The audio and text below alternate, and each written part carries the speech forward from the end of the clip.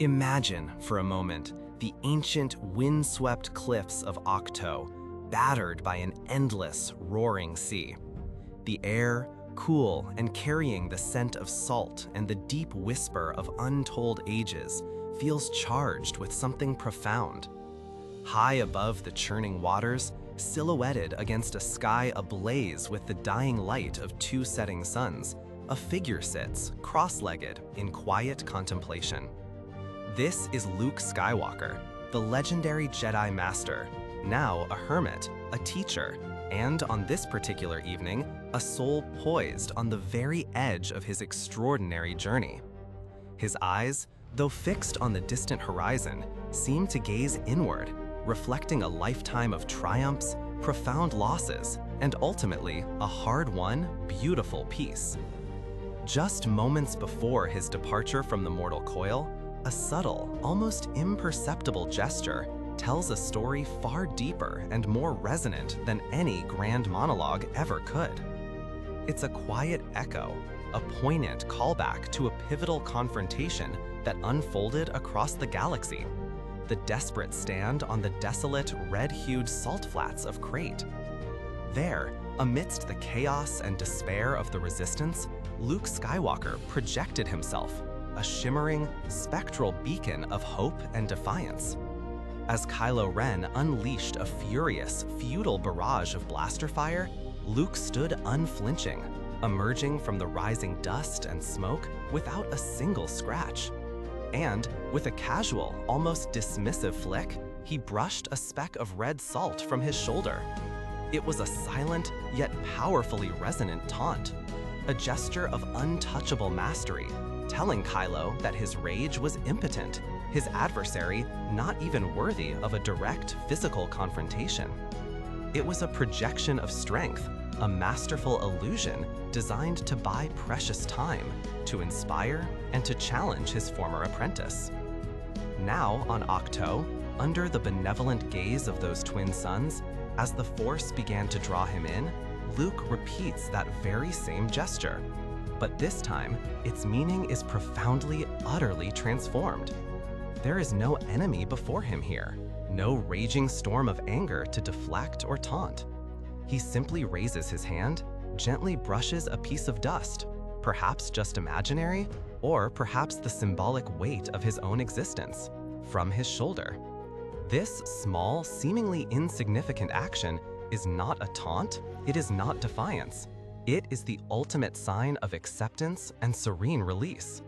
He is not brushing away an external threat, but an internal one. He is brushing away the accumulated weight of his perceived failures, the heavy burden of his past choices, the lingering shadows of disillusionment and regret that had kept him isolated for so long.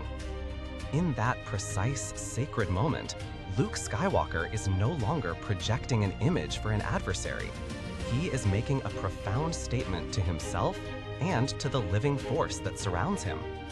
He has confronted his past, wrestled with the searing guilt of Ben Solo's tragic fall, and grappled with the immense burden of the Jedi legacy he once felt compelled to abandon. He has finally, truly made peace with it all.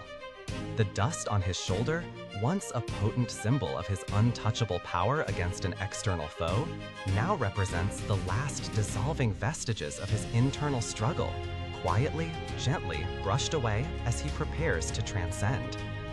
This is the true culmination of his hero's journey, not erupting with a cataclysmic bang, but settling into a profound, peaceful whisper. Luke Skywalker, the earnest farm boy who dared to dream of adventure beyond the binary sunset, the resolute Jedi who stood against an emperor, the disillusioned master who, against all odds, found his way back to hope and purpose. He had come full circle. His final act was not a grand destructive battle, but an exquisite act of profound self-acceptance and surrender to the larger, beautiful flow of the Force.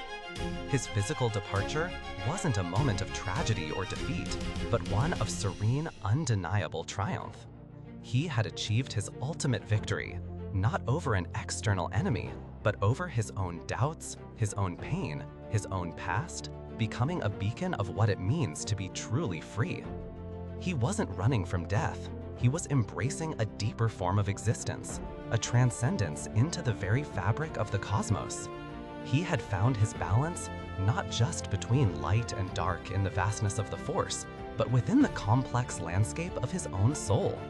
The path he walked was now clear, illuminated by the twin suns setting on his physical form, and he was ready, utterly ready, to become one with the cosmic energy that binds all life.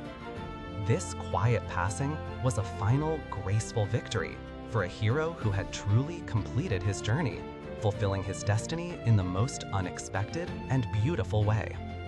The subtle gesture on Ahch-To, that fleeting moment of dust brushed away, reminds us that the deepest resolutions often unfold in the quietest, most personal moments, far removed from the clamor of external battles. It's a powerful testament to the idea that true strength lies not in endless fighting, but in finding profound peace within oneself, in accepting what was, and in letting go of what no longer serves our journey. Luke's final moments teach us that even the greatest heroes must eventually face their internal landscapes, and that true triumph often looks less like a heroic roar and more like a gentle, cleansing breath of surrender and acceptance.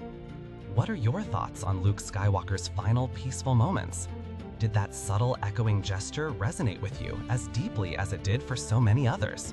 Share your reflections and interpretations in the comments below.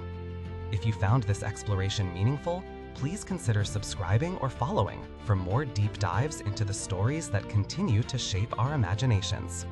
Thank you for listening, and may the Force be with you.